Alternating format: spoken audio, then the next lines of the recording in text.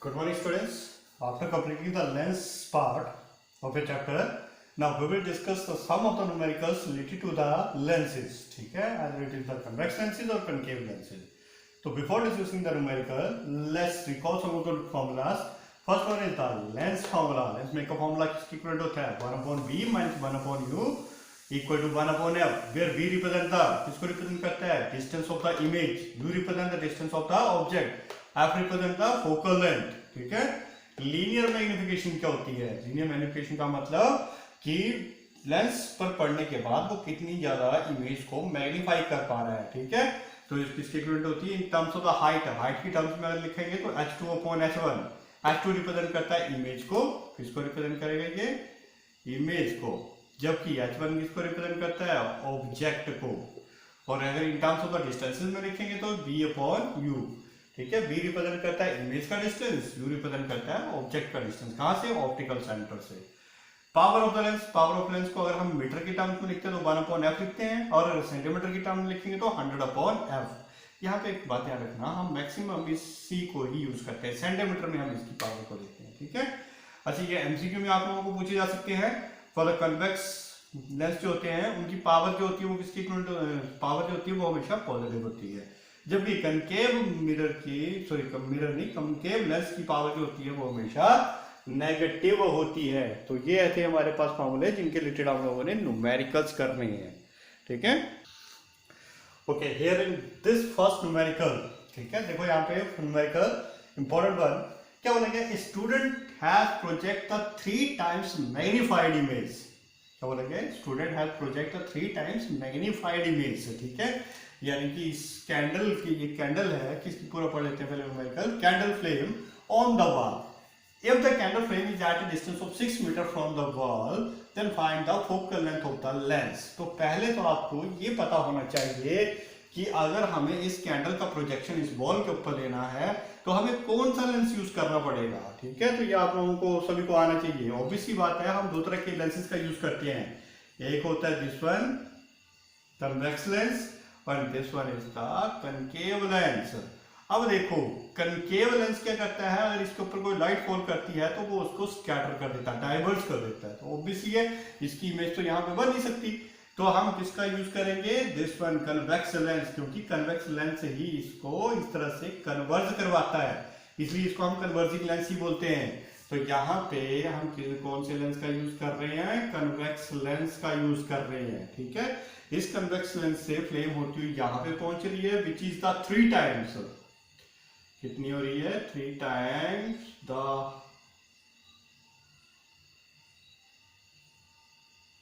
Object. ठीक है. Object की कितने टाइम्स बन गई? ये यहां से पास होने के बाद ये 3 times बढ़ रही है ऑब्जेक्ट की हाइट से. ठीक है. तो यहाँ पे देखो गिवन क्वांटिटीज हमारे पास गिवन क्या क्या दिया हुआ है. सॉल्यूशन देखो यहाँ पे गिवन क्वांटिटी में क्या बोला हमें बोला गया है कि magnified image of the candle flame on the wall 3 times. कितनी हो रही है? 3 times हो रही है उसकी कैंडल फ्लेम की. यानी कि मैग्निफिकेशन हमारे पास दी है. ठीक है. मैग्निफिकेशन किसके इक्विवेलेंट होता है? In terms of the distances. Distances के टर्म में हम इसको निकालेंगे, हाइट की टर्म्स में नहीं निकालेंगे, क्योंकि हाइट की टर्म्स में हमें कोई फायदा नहीं होगा. क्यों? क्योंकि हमें यहाँ पे पूछा गया फोकल लेंथ. तो फोकल लेंथ का फॉर्मूला चलो यहाँ पे पहले लिख लेते हैं. m is equal to m भी लिखेंगे मैग्नीफाइड इमेज, यानी कि h2 की वैल्यू चलो हाइट की टर्म में लिखते हैं 3 times ऑफ h1. ऐसे लिख दूंगा, इसको कोई दिक्कत तो नहीं है. ठीक है. तो यहाँ पे ये दिया हुआ हमारे पास. आगे बोला हुआ है कि कैंडल फ्रेम की डिस्टेंस जो है वॉल से 6 मीटर की डिस्टेंस पर पड़ी है. यानी कि ये जो कैंडल हमारे पास है ये कितने डिस्टेंस पर पड़ी है? 6 मीटर की डिस्टेंस पर पड़ी है वॉल से. बॉल यहाँ पर मतलब यहाँ पर इसकी ये प्रोजेक्शन जो प्रोड्यूस हो रही है. ठीक है. फाइंड द फोकल लेंथ, यानी कि यहां से लेके यहां तक. देखो ये ऑब्जेक्ट का काम कर रहा है और ये इमेज का काम कर रहा है. तो ऑब्जेक्ट से लेके ऑप्टिकल सेंटर तक की जो डिस्टेंस होती है उसको हम रिप्रेजेंट करते हैं यू से, जबकि ऑप्टिकल सेंटर से इमेज तक की जो डिस्टेंस होती है उसको हम रिप्रेजेंट करते हैं वी से. ठीक है. और यहाँ पे ये होता है हमारे पास ऑप्टिकल सेंटर, इसको बोला जाता है. ठीक है. Optical centre. तो देखो 6 मीटर जो है it is the combination of u plus v is equal to 6 metre बोला गया हमें. क्लियर हुई बात ये. अब हमें यहाँ से सोल्यूशन निकाल के फोकल लेंथ कैलकुलेट करनी है। तो फोकल लेंथ कैलकुलेट करने का हमारे पास फॉर्मूला है 1/b minus 1/u is equal to 1/f। हमारे पास ना तो एग्जैक्ट b है ना तो एग्जैक्ट u है, तो f कैसे निकालेंगे? तो सबसे पहला हम काम करेंगे इसको कैलकुलेट करेंगे, ठीक है। b और u को कैलकुलेट करते हैं। तो देखो कैसे कैलकुलेट करेंगे। हमारे पास लीनियर मैग्निफिकेशन का फॉर्मूला दिया हुआ है। लीनियर मैग्निफिकेशन होती है h2/h1 which is further equal to the v2/v1, ठीक है। h2/h1 किसके इक्वल है? 3 टाइम्स ऑफ h1। तो यहाँ पे हम सिंपल ऐसा लिखते हैं, यानी कि h2/h1 b2/v1 नहीं होता है, b/u होता है यहाँ पे, ठीक है, b/u। तो देखो यहाँ पे h2 की वैल्यू कितनी मिली? 3 times of h1 is equal to b/u। तो h1 से h1 कट गया, तो u देखो कितना आ गया? b is equal to 3 times of u। कितना आ गया? b 3 टाइम्स ऑफ u है हमारे पास, यानी कि जो इमेज बन रही है वो 3 टाइम्स ऑफ द इसकी हाइट से बन रही है। तो अगर मैं इस फॉर्मूले का जो मैंने b की वैल्यू निकाली इसमें यूज कर सकता हूँ। देखो कैसे यूज करूंगा। मेरे पास u की वैल्यू आ जाएगी, u प्लस b की वैल्यू देखो कितनी निकाली? 3 टाइम्स ऑफ u। किसके इक्वल होगा सामने? 6 के इक्वल। 3 प्लस के 1 कितना हो जाएगा? 4 times of u is equal to 6, so u will comes out to be 6/4, so it will comes out to be 3/2, that is 1.5 metre. तो u की वैल्यू कितनी आ गई? 1.5 मीटर आ गया ना u की वैल्यू। इसको मैंने कैलकुलेट किया। अब इस u की वैल्यू को फर्दर मैं इसमें डालता हूँ तो b की वैल्यू मेरे को मिल जाएगी, ठीक है। तो u की वैल्यू मेरे पास आई 1.5 plus of b is equal to 6 metre. तो देखो b की वैल्यू कितनी हो जाएगी मेरे पास? b is equal to 6 minus of 1.5, तो it will comes out to be 1 गया 5, हाफ गया 4.5 मीटर। आ गया मेरे पास सारी की सारी डिस्टेंसेस, ठीक है। यानी कि u जो है मेरे पास ये है 1.5 मीटर, जबकि b जो है मेरे पास 4.5 मीटर, ठीक है। लेकिन मेरे को बोला गया था कि फोकल लेंथ कैलकुलेट करो। अब मैं इस फार्मूले का यूज करता हूं फोकल लेंथ कैलकुलेट करने के लिए। तो देखो कैसे निकालूंगा? 1/f is equal to 1/b minus of 1/u।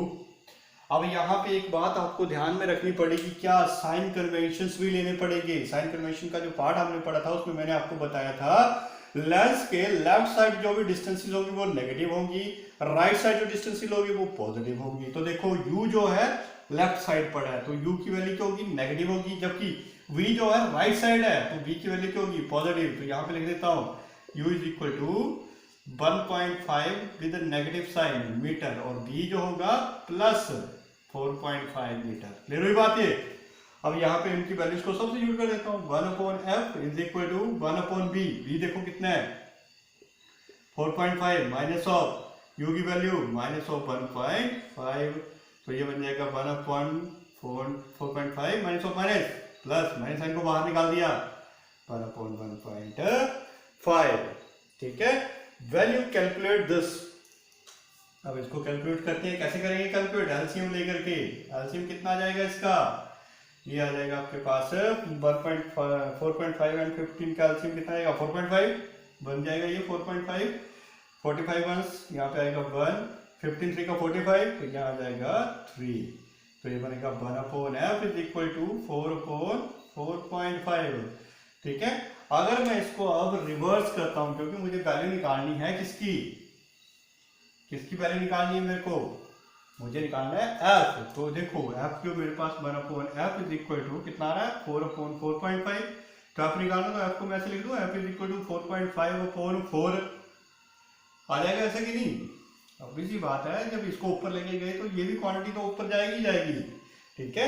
तो वैल्यू कैलकुलेट और solve this question, it will comes out to be 1, ठीक है। आगे कितना आएगा? 0.55 को कैलकुलेट करेंगे तो बनेगा आपके पास 5044 का 36 होता है, ठीक है।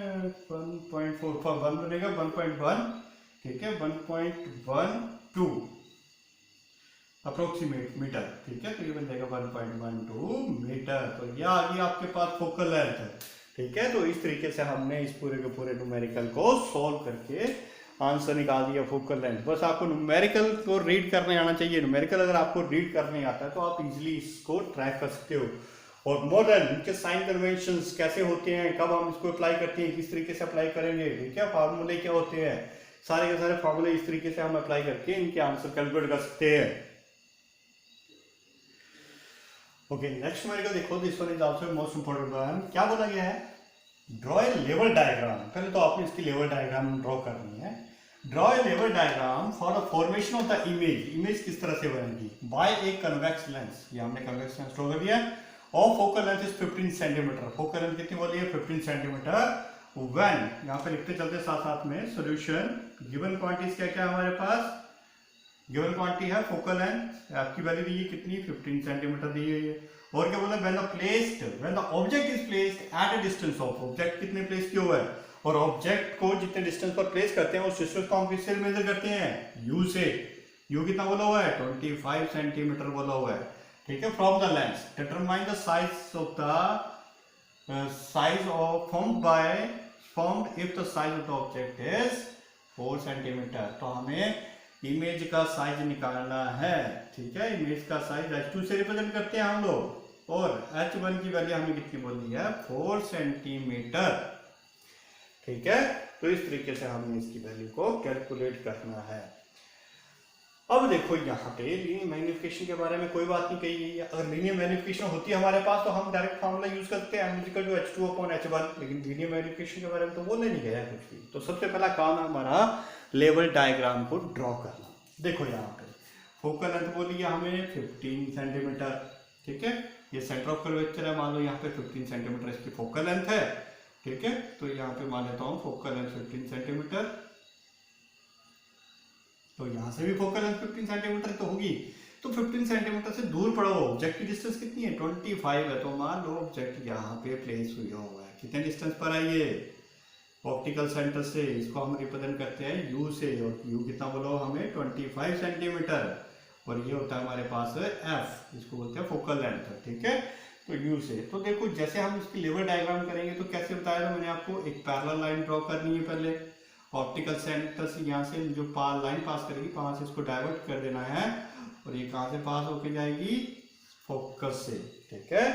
फर्स्ट सेकंड प्रिंसिपल फोकस से पास होके जाएगी। दूसरी रे ऑफ लाइन कहाँ से ड्रॉ करनी है आपने, ऑप्टिकल सेंटर से ये पास की, और ये यहाँ पे जाके मिलेगी। जहाँ पे ये दोनों लाइंस मिलेंगी जाकर के, वहां पर इसकी इमेज जो है वो फॉर्म्ड हो जाएगी इस डिस्टेंस के ऊपर, जो कि ऑप्टिकल सेंटर से कितनी डिस्टेंस पर होगा, v डिस्टेंस पर होगा।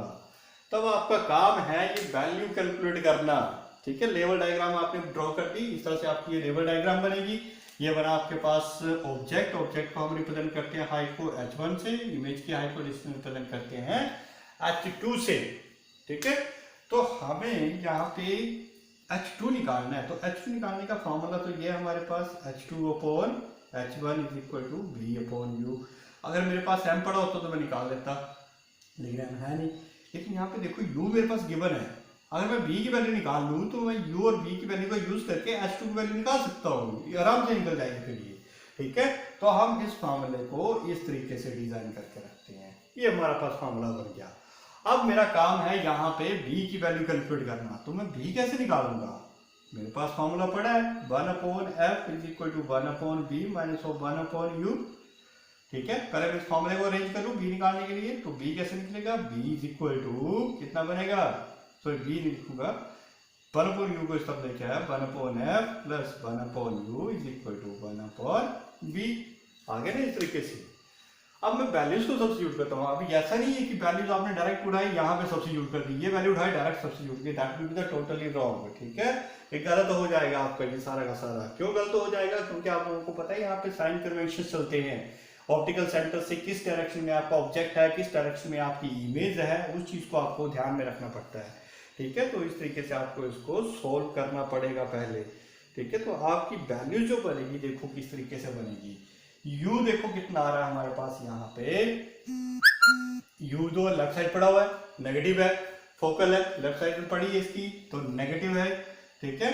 तो यहाँ पे हमारे पास, सॉरी ये नहीं नेगेटिव होगी, फोकल लेंथ जो कन्वेक्स लेंस की वो पॉजिटिव होती है। तो यहाँ पे हमारे पास आएगा 1/15, प्लस 1/u, u देखो लेफ्ट साइड में पड़ा है तो लेफ्ट साइड में 25 आएगा। तो मैंने इसको 15 को पॉजिटिव क्यों लिया, क्योंकि फोकल लेंथ जो होती है इसकी कन्वेक्स लेंस की, that is the positive one, क्या होती है, पॉजिटिव होती है।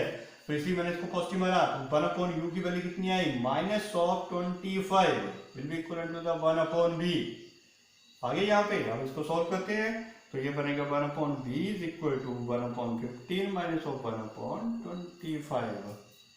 फिर भी बात ये, ठीक है, 15/25 का एलसीएम कितना आ जाएगा, 15/25 LCM it will comes out to be 75, ठीक है, 75, 15/5 का 75, 5, 25/3 का 75, 3, तो it will comes out to be 5 - 3 2/75 1/b।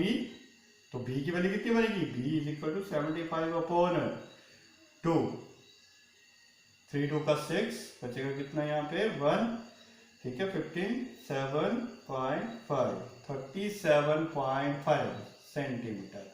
यानी कि जो आपका इमेज बन रही है, कहाँ से, लेंस से लेके यहाँ तक की इमेज जो बन रही है वो कितने डिस्टेंस पर बन रही है, 37.5 के डिस्टेंस पर बन रही है, ठीक है। So b will comes out to be 37.5 centimetre. ये आ गया आपके पास b। हमें पूछा नहीं गया था, हमें तो ये पूछा गया था कि इसकी h2 निकालो, ये इमेज की हाइट कितनी बनेगी, जबकि हमारे पास हाइट ऑफ द ऑब्जेक्ट दिया हुआ है। अब मैं इस फॉर्मूले को यूज कर सकता हूँ, देखो कैसे, h2/h1 is equal to b/u।